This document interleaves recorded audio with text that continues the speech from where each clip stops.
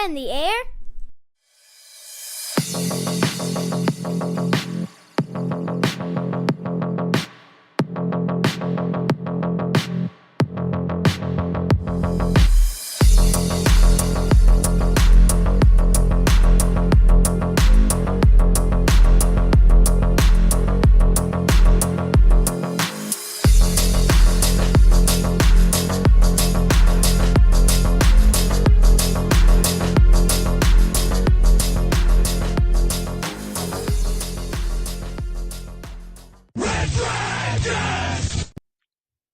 Well, what is going down, everybody? Welcome back to another brand new edition of Am I on the Air? My name is Don Mega. I'm your host, and I'm so happy that you're here to join me tonight to get caught up with all the latest and the greatest when it comes to entertainment news, television, movies, non-spoiler reviews. You come right here to Am I on the Air? It's season 27, episode 14, and tonight's show is titled Wish. I'm going to be breaking down the news between November the 22nd through November the 28th. Okay? Today is November 28th. We're broadcasting live from the Red Dragons Radio Studios, and we're ready to rock and roll. Real quick plug, if you haven't listened yet, or if you didn't know it existed, the Am I Still on the Air spoiler review for the Marvels is up. So make sure you check that out. If you've seen the Marvels and you want to hear some more thoughts on it, definitely check out our spoiler review. Myself, Peeps, Friggins, we got together. We recorded live on our YouTube channel, but the audio version is right here on the podcast feed as well. Or if you go to youtube.com/am I on the air, you could find the video version as well. So make sure you check it out. Just wanted to plug that again real quick. I'm not going to spend a lot of time on it. Let's go into our movies because we got a lot of movies to talk about, guys. And I'm really excited. We've had a lot of time. Thanksgiving was last week, and I hope you all had an amazing Thanksgiving. But it gave us the time to watch some movies. So we went to the theater and we did some family movie time because we went and watched Trolls Band Together. That's right, the third film in the Trolls movie. This is about when Branch's brother Floyd is kidnapped for his musical talents by a pair of nefarious pop star villains. Branch and Poppy embark on a harrowing and emotional journey to reunite the other brothers and rescue Floyd from a fate even worse than pop culture obscurity. So, long story short, with this Trolls movie, it definitely is based around the main character Branch, voiced by Justin Timberlake. That in his earlier days, he used to be a part of a boy band, right? And a little wink, wink there. Obviously, Justin Timberlake being with NSYNC. That he was with a boy band with his brothers, and they were super popular. But they broke up, and his brothers all went away, and he never saw them again. And then his brother Floyd gets kidnapped, and the brothers must reunite to save Floyd. What I'll give kudos to the Trolls movies is that they're easy to digest. Kids' movies are always very hit and miss, especially for adults, right? I think most kids are going to love anything colorful and fun, right? And that's definitely what Trolls is. It's very colorful, very fun. Obviously, there's songs, and they're very catchy and poppy, and the voice acting is great. So that stuff's all great. But it's really holding the attention of an adult. And what I love about Trolls is that there's a lot of adult humor slid in a very cool way. And I really appreciate that. The other two Trolls movies, I dig, man. Like they're fun little films. So when my daughter wanted to go watch this one, had no hesitation to be like, "All right, let's go watch this," right? And it was fun. It was fun. Like I said, songs were good, humor was good, voice acting was great. Lots of really cool voices. Um, and that adult humor just kind of slid in there. So it's easy to digest. It's an hour and a half long. That's the perfect runtime for a kids movie. And I think it did its job. So for me, I give Trolls Band Together 3 out of 5 stars. It was very solid. And I think, if you got a family, go check it out. Or I'm sure if you wait 2 months, it'll be on Peacock. But if you want to go to the theater, it's definitely one that you could check out and have fun with. My second movie is now going to go to some streaming films because there was a lot of streaming films dropping um, over Thanksgiving weekend. And the first one I want to talk about is Please Don't Destroy the Treasure of Foggy Mountain. Now, it's a hell of a title, and let me put some context to it. Please Don't Destroy is the name of a comedy group. It's 3 guys from SNL. They're writers on SNL, and you got Martin Hefferty, John Higgins, and Ellen Marshall. These three guys here are writers on SNL. And every week on Saturday Night Live, you get a Please Don't Destroy kind of short. And sometimes these are the highlights of the whole SNL episode. These guys are so funny, but they go by the name Please Don't Destroy. So the movie's title, Please Don't Destroy the Treasure of Foggy Mountain, because this is their movie. This is them jumping in. Every SNL star at some point seems to get a movie, right? So they get the treasure of Foggy Mountain. When three friends who live together realize that they don't like their life trajectory, they set off to find a gold treasure that is rumored to be buried in the nearby mountain. So yeah, so this one kind of flashes back to them as kids. They were camping and they find a compass. And then as adults, their friendship is kind of wavering. And he figures out that the compass is to a treasure in that same campground that they did when they were kids. So they go on a search to find this treasure of Foggy Mountain, which is worth millions and millions of dollars. Um, it's a straight up comedy. It's a really dumb premise. And I'm going to say it's a dumb movie, but I absolutely loved it. So I hope that makes sense. Sometimes you have to just go with that when you have comedy movies. They could be dumb as hell, but you can really enjoy the shit out of them because if they're funny and they make you laugh, that's what a comedy sets out to do. This made me laugh. It made me laugh a lot. The first half of the movie is really strong. I was like, oh my God, this is really, really good. Second half of the movie, not as strong as the first half, so it kind of faded for me. I was kind of in the 4 stars scale in the beginning of the movie, and then the second half, kind of was like, my score is going to drop here a little bit because you know, it just faded off. It didn't do its job the way I had hoped it to do as a continual movie, even though this is an hour and a half as well, like we talked about with Trolls.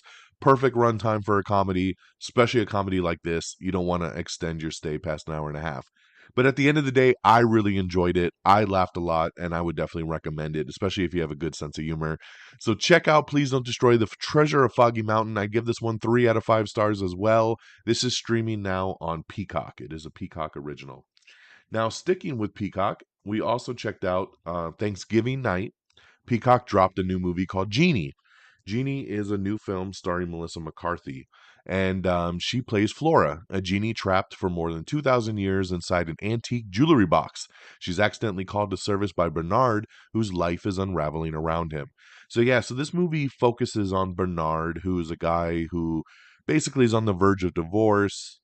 He's going to lose his daughter, he loses his job, and he's just really down on his luck. And he accidentally opens this jewelry box, which unleashes Melissa McCarthy's Genie. Um, and then kind of the hilarity ensues, right? It's a comedy fantasy movie. I like this one. I did like this one a lot. This was a fun family flick. The whole family loved this one when we got done with it. We were all like, that was really good. And like I said, we watched it Thanksgiving night. We were all full on our turkey and stuffing, and then we said, let's watch Genie. And it was a fun time. Sometimes with Melissa McCarthy, she can be a little over the top, and that could be hit and miss depending on the role that she's doing. But here, I thought she was really, really good.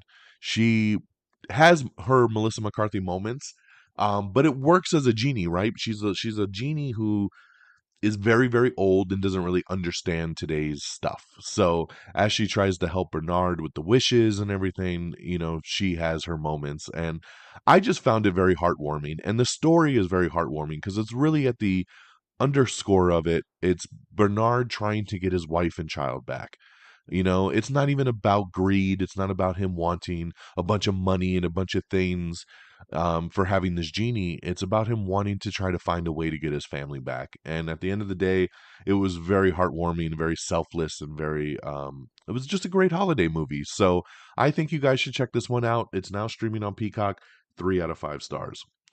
And then streaming over on Disney Plus, because we had to continue the holidays, right?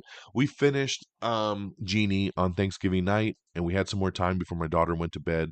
So we decided to watch Dashing Through the Snow, which is a new original movie that's streaming on Disney Plus.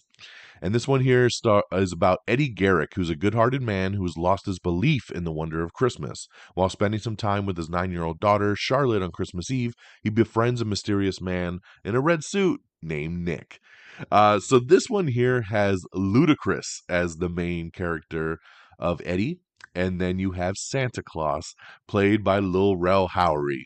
And this one here, the story's pretty cheesy at the core of it. What works for this movie is kind of the premise again of like Ludacris's character really trying to bond with his daughter. He has his 9-year-old daughter. He's almost like Genie. He's almost on the verge of a divorce. Tiona Paris is in this movie. She plays his wife. But they're kind of estranged, and he's trying to give a good Christmas to his daughter, but he's jaded because when he was little, something happened during Christmas that made him not like Christmas. So his daughter is very optimistic and believes in Santa and wants everything to be good. And then Lil Rel shows up as Santa Claus. But of course, Ludacris doesn't believe he's Santa Claus. And they go on this journey together. And then you find out the rest. It's all magic. But what I'll say here is, like I said, the movie's pretty cheesy. It is a typical kind of cookie cutter Christmas movie, but that's not a bad thing, right? There's a formula for a reason. Santa's being chased by some bad guys. We have a little bit of an adventure, but we have some magic and we have some humor, and that's really what carries this. For me, the standout was Lil Rel. I thought he was awesome as Santa Claus. He was so good. He was so funny. His line delivery, I just really enjoyed it.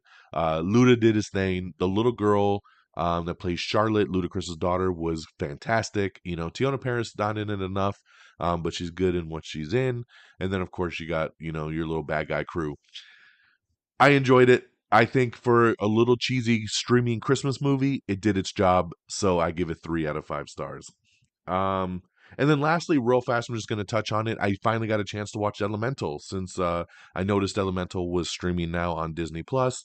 My daughter wanted to watch it, so we sat through that one too, and it was cute. It was cute. I would give that one 3 out of 5 stars as well. Definitely has some peaks and valleys in it. It's not a super solid, especially for a Pixar movie. What it does great as a Pixar movie is it's gorgeous. It looks so good. It's such a fun looking movie, and I love the elements. But the story kind of waves all over the place. But at the end of the day, it was a fun little flick, and I'd give it 3 out of 5 stars. So lots of threes. I think everything I watched was a 3 star. So, and again, you have to know, because I've talked about this before, when I rate a movie, I'm rating it based on the audience it's intended for and if it does its job for that audience, right? So, like, sometimes I might rate a kid movie higher, even though I don't appreciate it as much because I know it did its job well enough for a kid, because that's the audience it's intended for, right? I feel like some of these movies, like my boy Friggins, I'm going to use it as an example. Friggins, I love you, but he watched Dashing Through the Snow and he did not like it at all. And my first thing to him was, this movie's not made for you, right? Like, this is a kid Christmas movie. It's not meant, you know, for a 30-year-old man. So I'm just saying, you know, so when I watch it and I give it 3 stars, is it really a 3 star movie? Probably not. It's probably more like a two. But I give it a three because it did its job. It's a holiday flick, it's a family flick, and it really did its job well for being that Christmas type movie. So that's kind of where, again, just to preface my star scale, is I always try to judge it from the intended audience, which I don't think enough critics do. And that kind of makes me sad because I've seen so many 40, 50-year-old critics watch a animated kids movie and be like, 1 star, it sucked. And it's like, yeah, because you are not a kid. It's not made for you. When every kid in that theater is clapping and laughing and having a good time, it's not a 1 star movie. So you have to judge it fairly. And I just wanted to put that emphasis on it. So again, let's recap. We got Trolls Band Together. This is in the theaters, 3 out of 5 stars. Please Don't Destroy the Treasure of Foggy Mountain, now streaming on Peacock. Genie, streaming on Peacock. Dashing Through the Snow, streaming on Disney Plus, and Elemental, also streaming on Disney Plus, all 3 stars. Over on the TV side, I got one show to talk about, but I binged the hell out of it, and that is Wolf Like Me. This is also a Peacock original, and it stars Josh Gad and Isla Fisher. And basically, they bump into each other, and she's really weird. Um, and you come to find out she's a werewolf.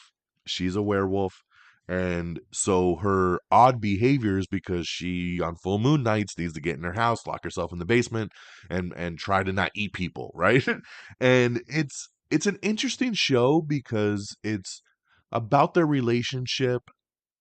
It's not as much straightforward about the wolf as you think it would be. It's more about family, and it's a drama, but I really, really like this. I had this in my queue forever on Peacock, and then finally was like, you know what? Let me start this.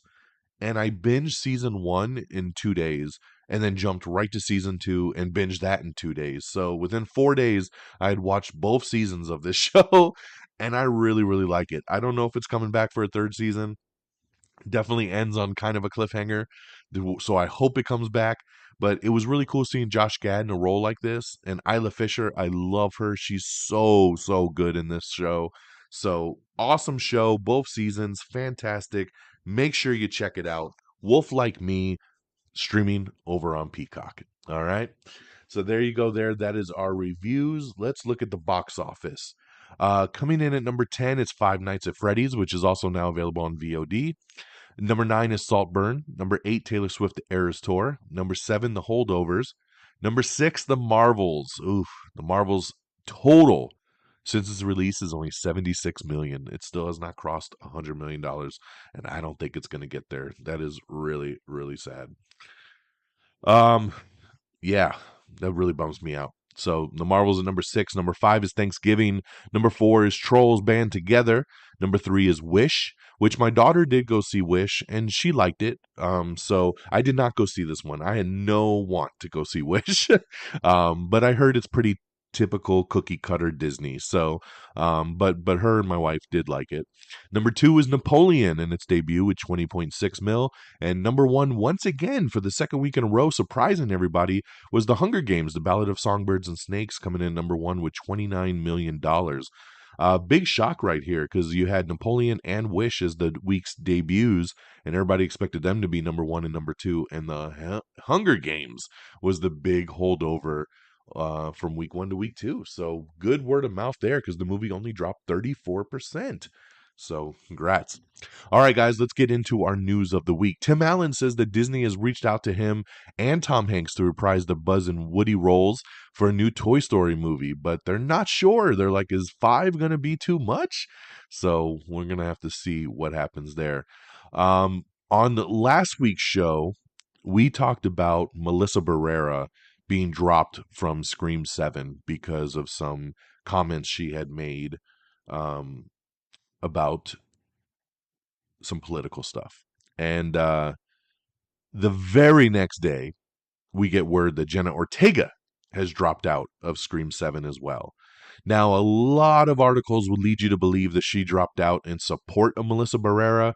The and she very well could have, but the agenda that has been released to the public is that because of the delays of the strike and everything, she's going to be overseas filming season 2 of Wednesday, and the schedule just doesn't line up and she can't do it. So it's supposedly a scheduling conflict, but a lot of people feel like, well, look, it's the very next day after Melissa, like she's doing it in support of Melissa. But supposedly she had told the Scream people months ago, I don't think I can come back for this film because of the scheduling. And then it just happened to be coincidental that it was the day after Melissa Barrera's firing. So at this point, no Melissa, no Jenna. What are they going to do for Scream 7? I feel like they're pretty screwed at this point, and they're probably throwing all their money at Neve Campbell.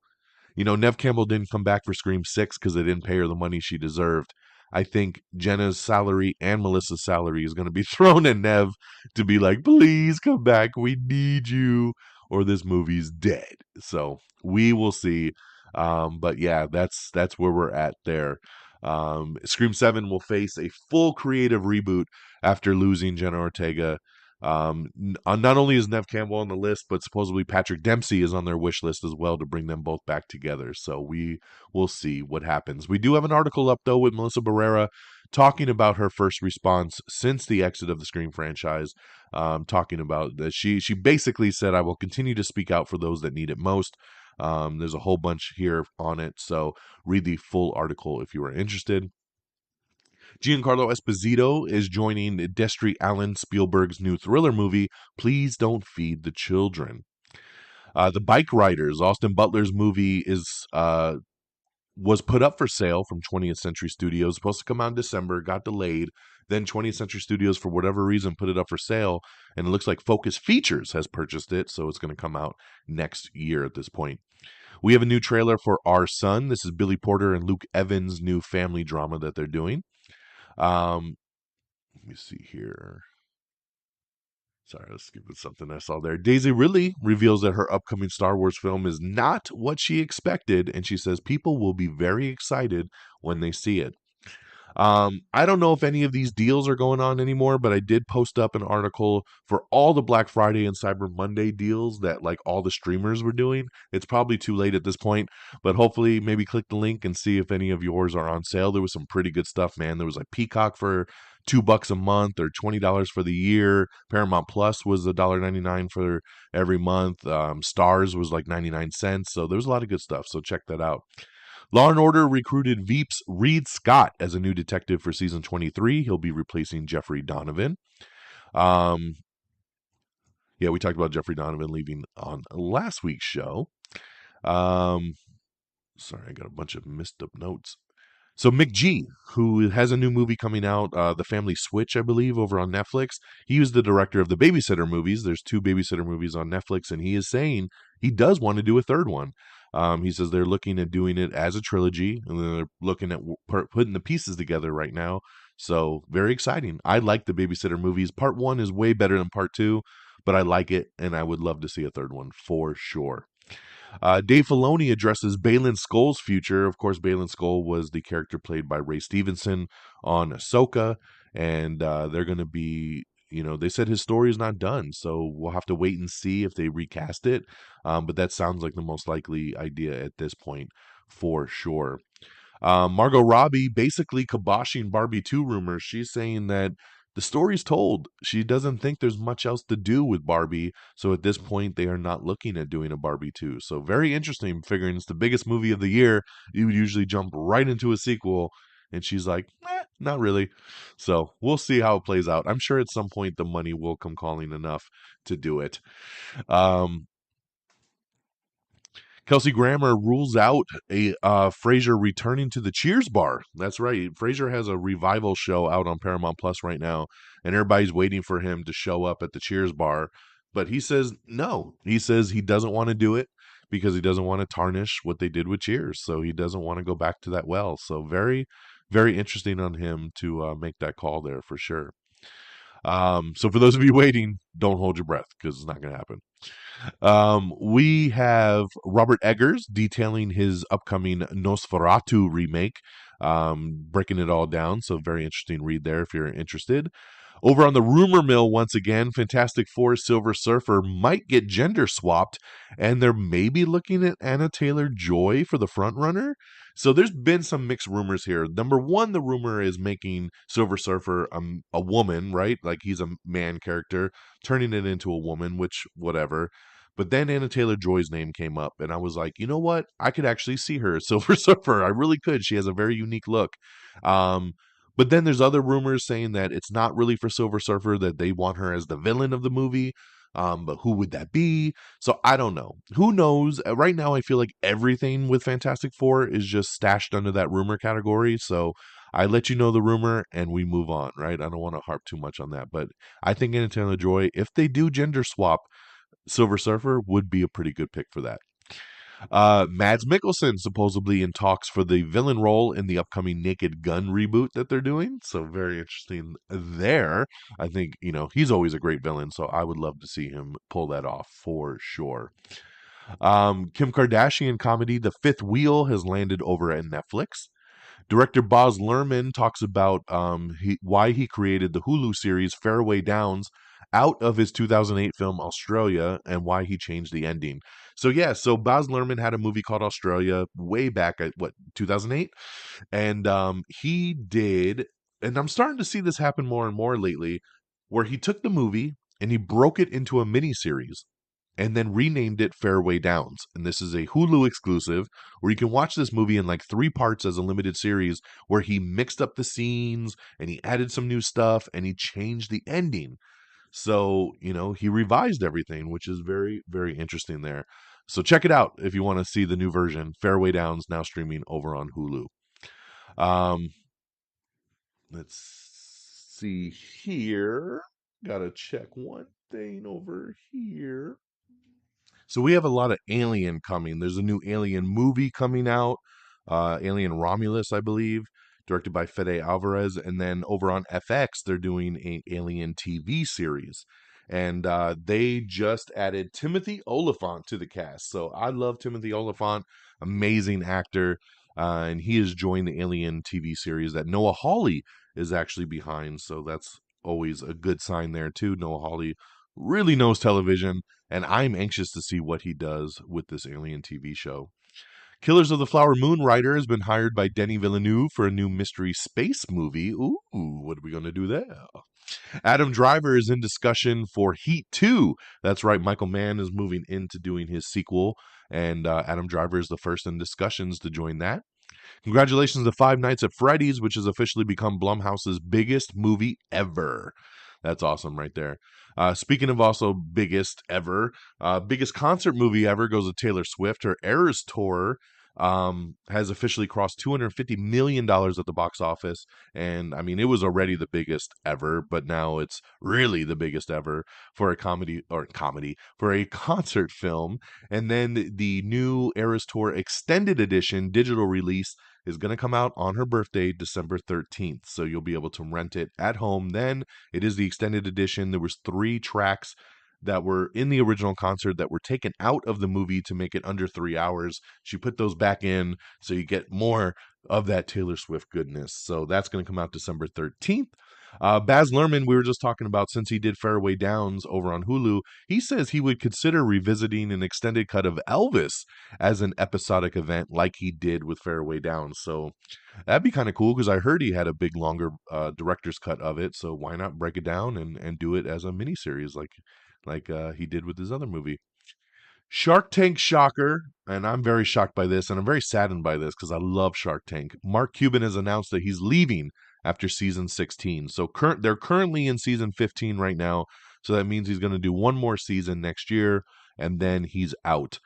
Supposedly has nothing to do with the show. There's no drama. He just said, my kids are getting older, and I just want to be at home more for them. So it just sucks. It sucks because he's my favorite shark, and I hate to see him go, man. So hopefully he'll change his mind. I know the producer of the show said he's done this before, and he's still here. So we'll see what happens. So I don't think everybody believes him yet, but that's what he said.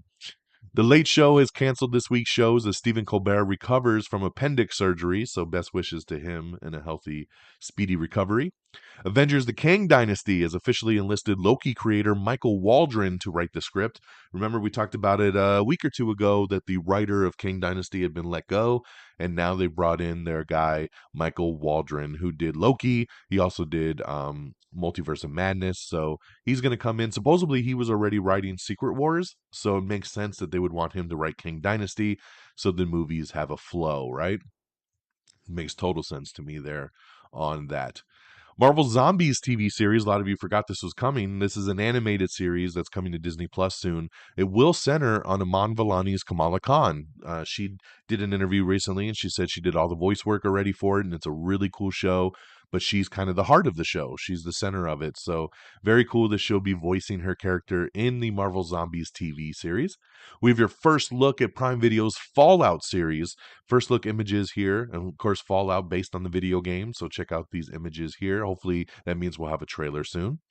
We got another spinoff coming soon for The Boys. That's right, The Boys Mexico spinoff is in the works over at Prime Video, and Diego Luna and Gail Garcia Bernal along with the writer of Blue Beetle, are all working on this together as executive producers, and they're putting it together for Prime. No word yet if they'll actually star in it, but they are producing it and putting it together. So The Boys Mexico, very interesting there. I like that they're going to set it somewhere else, so hopefully it'll kind of stand on its own compared to like Gen V and the main show. So very cool there. Netflix has nabbed a new high school comedy movie from its Always Sunny in Philadelphia duo. It's going to be called Incoming. Paul Greengrass is set to helm Warner Brothers' adaptation of a plane crash novel called Drowning. We have the trailer for Memory, which stars Jessica Chastain, which looks heartbreaking. So check out that trailer if you want to cry. We also have the trailer for Dr. Death Season 2. This looks awesome. Edgar Ramirez is the doctor in this one. This is not a direct sequel to the Season 1 of Dr. Death, which had Joshua Jackson. This is New Doctor, New Death. So it's going to be an anthology series, but this one looks crazy, and this hits Peacock next month. I am super excited for this one. Nosferatu from Robert Eggers is coming out next year. They are doing a sequel to This Is Spinal Tap. I can't believe it. Never thought we'd get a sequel to this one. This Is Spinal Tap 2 is set to begin filming in 2024 with Paul McCartney and Elton John joining the cast. Alien Romulus. We talked earlier about this movie coming out next year. Comes out next summer, and now we know the timeline of this. This movie takes place between Alien and Aliens. So yes, right between part 1 and part 2, I guess they say timeline-wise, there's about a 57-year gap between part 1 and part 2. So this takes place in that area somewhere between part 1 and part 2. And they said they even got James Cameron's alien staff from Aliens to help out making the creatures and making the visuals of it to kind of make it match up with the films. So that's pretty awesome right there. So there you go, man. Alien Romulus, kind of a buffer there between Alien and Aliens. I love it. The Book of Clarence, we have the new trailer for Lakeith Stanfield's biblical epic. The early reactions for Wonka are wacky, whimsical, and really fun. So really positive stuff coming out of the press screening there for Wonka. I love early reactions that are positive like that. Congratulations to Power Book 3 Raising Kanan. It has nabbed an early season 4 renewal over at Starz. I really like this show, so glad to see it coming back for season 4. Chris Evans again saying never say never when it comes to returning to the role of Captain America. I love it. Keep that door open, Chris, because that's what we like. And on that note, I'm gonna leave it there because that's good news, man. We like to hear never say never.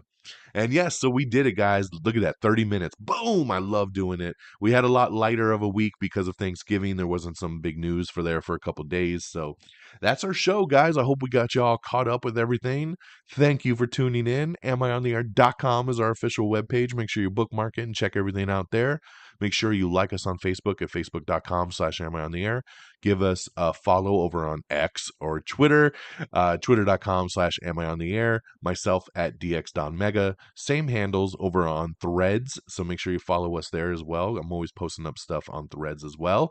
Make sure you subscribe to the podcast on Apple Podcasts, Spotify, iHeartRadio, Amazon Music, Google Podcasts. We're everywhere, so make sure you subscribe.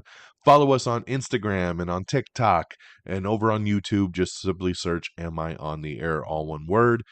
Thank you to our great affiliates at reddragonsradio.com and the Pop Culture Pros. Follow on Twitter at Red Dragons Radio and at popculture_pros. Thank you for always streaming our show on demand. And that'll do it for me here on this Tuesday, November the 28th. I appreciate you. I hope you all have an amazing week. Take care of yourselves and each other. And until next time, y'all. Peace. Red Dragon!